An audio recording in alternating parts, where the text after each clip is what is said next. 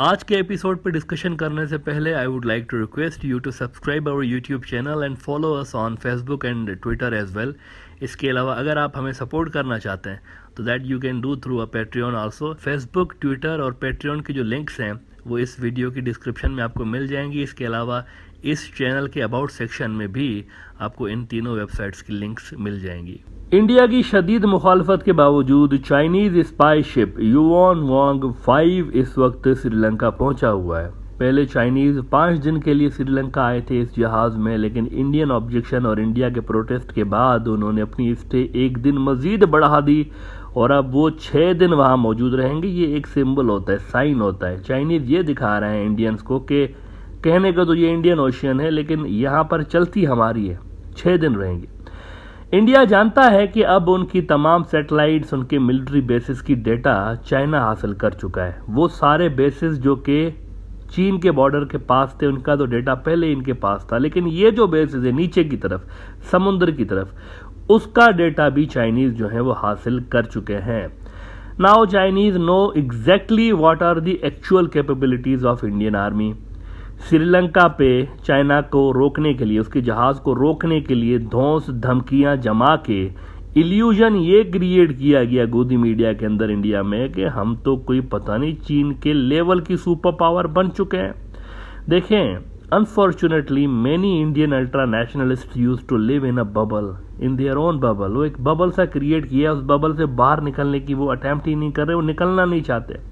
और ये जो बबल है ना, ये बबल पॉलिटिशियंस क्रिएट करते हैं, उनको ये सूट करता है। वो आवाम को ये दिखाते हैं, बबल के अंदर रखते हैं आवाम को कि देखें हम बहुत बड़ी फोर्स है, हम अब अमेरिका के बाद हम ही हैं और चाइना भी हमारे सामने क्या बेचता है, कुछ भी नहीं है वो हमारे सामने। ये बबल उनको सूट करता है पॉलिटिकली और लोग उसको मान लेते हैं, सच मान लेते हैं कि यार हम तो कोई बहुत बड़ी, इनके नेतृत्व में, जैसे आजकल मोदी साहब है, इससे पहले कांग्रेस भी ये करती थी लेकिन कांग्रेस वाले थोड़े से रियलिस्टिक होते थे, उनकी जो अप्रोच थी वो ज़रा रियलिस्टिक थी, लेकिन यहाँ पर बिल्कुल ही एक अनरियलिस्टिक अप्रोच है।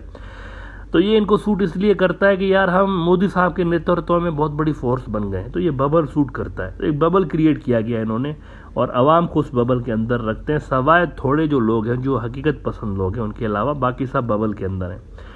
कैपेबिलिटीज उनके अंदर पाकिस्तान के लेवल की हैं, लेकिन जाहिर वो खुद को चीन के टक्कर की फोर्स करते रहते हैं।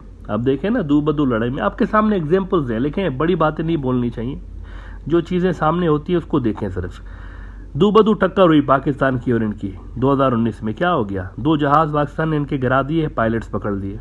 अब देखें, ये कोई सुपर पावर के तरीके होते हैं। अगर इंडिया सुपर पावर होता तो ये क्या किया है पाकिस्तान ने उनके साथ। इसका मतलब है कि पाकिस्तान के लेवल की फोर्स है इंडिया, लेकिन फिर भी दिखाया ही जाता है कि we are next to America. अब ऐसा है कि इंडिया के अंदर कोई इस चीज़ पर गोदी मीडिया में सवाल नहीं कर रहा। देखें, 6 बजे के बाद जो है ना इंडिया में, गोदी मीडिया में 6 बजे से लेकर रात 11-12 बजे तक मुसलसल इंडिया के जो न्यूज़ चैनल्स हैं उनमें डिबेट्स चलती हैं, मुख्तलिफ मुद्दों पर रोज़ाना डिबेट्स होती हैं। फजूल किस्म के मुद्दे होते हैं मेनली, मतलब ऐसी ऐसी बातों पे डिबेट्स होती हैं जिनका कोई इंडिया के जो नेशनल इश्यूज है ना उससे कोई ताल्लुक ही नहीं होता। फजूल किस्म के, ट्रिपल तलाक है तो ट्रिपल तलाक क्यों है इस्लाम में, और इस्लाम में नॉन वेजिटेरियन जो लोग हैं वो क्यों हैं, नॉन वेज गाँव क्यों खाते हैं, बीफ क्यों खाते हैं, ये क्यों खाते हैं।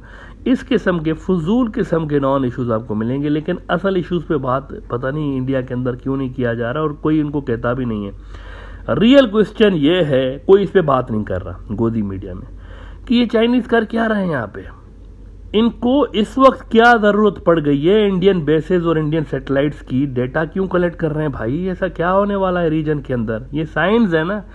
इस वक्त वो क्यों डेटा कलेक्ट कर रहे हैं, ऐसा क्या करने वाले हैं चाइनीज। और दूसरा ये कि टाइमिंग देखें आप, उधर ताइवान के अंदर गड़बड़ छिड़ते ही यहाँ पे डेटा कलेक्ट करने निकल पड़े चाइनीज, तो इसका क्या मतलब है, ये क्यों हो रहा है। अगर आप देखें ना, अमेरिका की प्रोवोकेशंस जो हैं ताइवान पे बढ़ती जा रही हैं और मुसलसल बढ़ रही हैं, तो अमेरिका क्यों प्रोवोक कर रहा है चाइना को, ये ऐसे ही कोई फजूल में ऐसे ही टाइम पास कर रहा है क्या बाइडन, कोई बहुत बड़ी बात है इसीलिए प्रोवोक कर रहे हैं।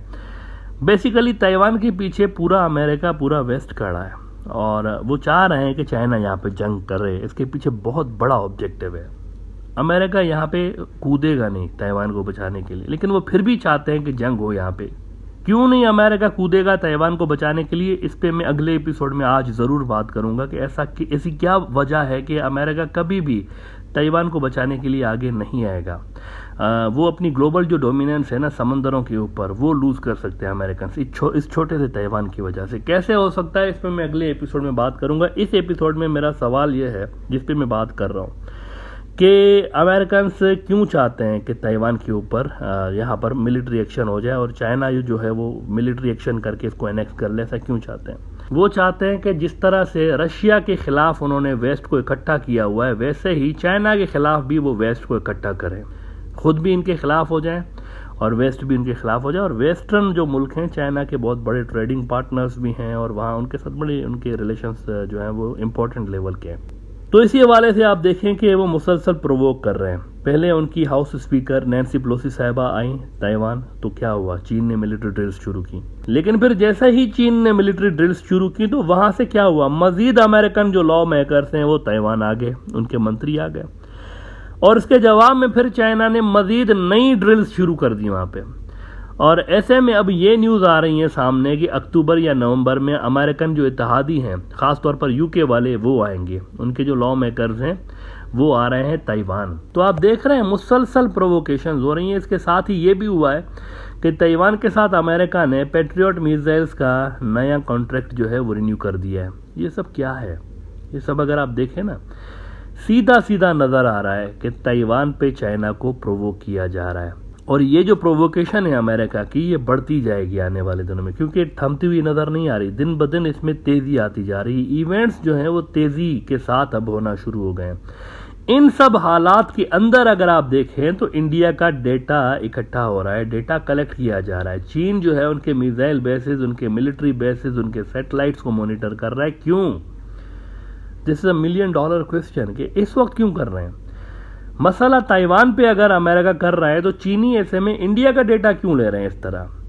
ऑब्वियस इसका एक रीज़न है, और वो ये है कि China will strike in Himalayas to divert US from Taiwan provocations. India एक सॉफ्ट टारगेट है चाइना के लिए। ताइवान से ज़्यादा इंडिया आसान है। देखें, ताइवान की साइज़ पे मत जाएं और इंडिया की साइज़ पे मत जाएं।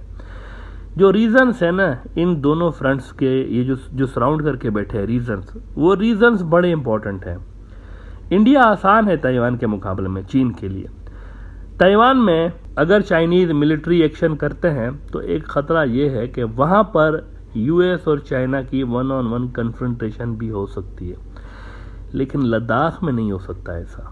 मतलब अगर ताइवान पे ये लड़ते हैं तो it could be America versus China, ये भी हो सकता है। इसकी एक पॉसिबिलिटी, रिमोट पॉसिबिलिटी है, लेकिन है सही।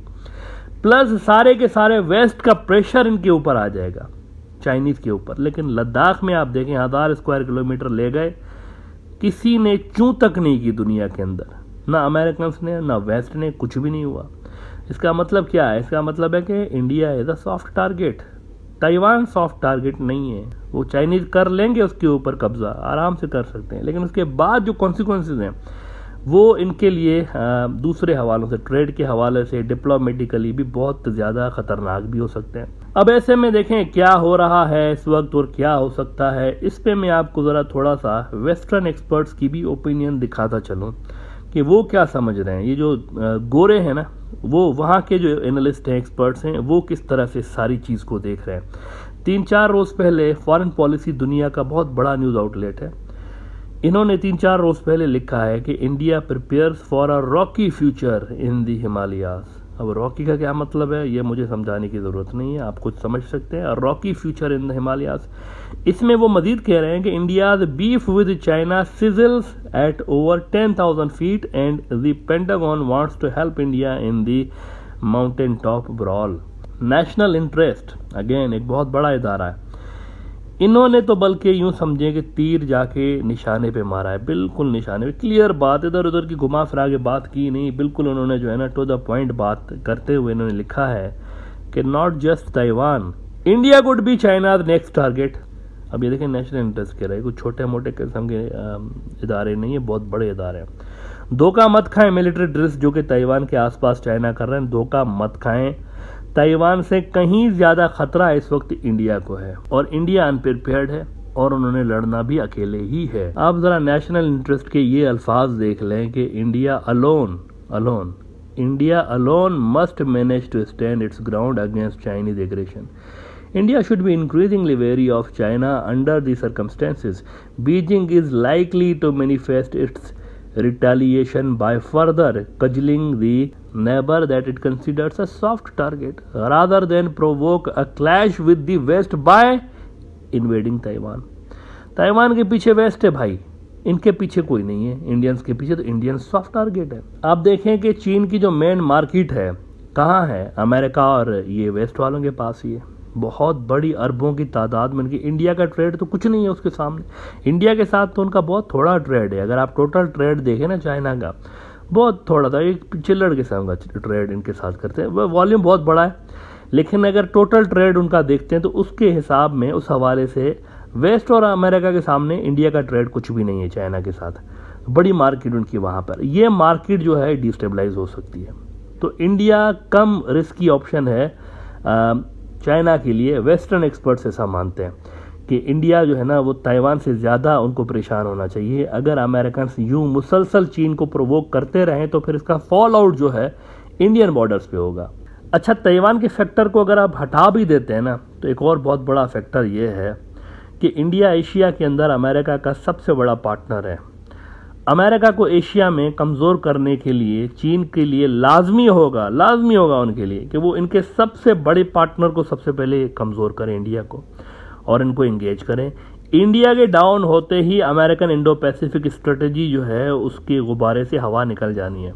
ये जो इंडो पैसिफिक स्ट्रेटजी में से आप इंडिया निकाल दें तो बाकी कौन सा बड़ा मिलिट्री, देखें ये जो जापान है, Japan itself is not a military power, वो एक डिप्लोमेटिक कुव्वत है उनके पास इकोनॉमी बड़ी शानदार है, लेकिन मिलिट्री नहीं है उनके पास।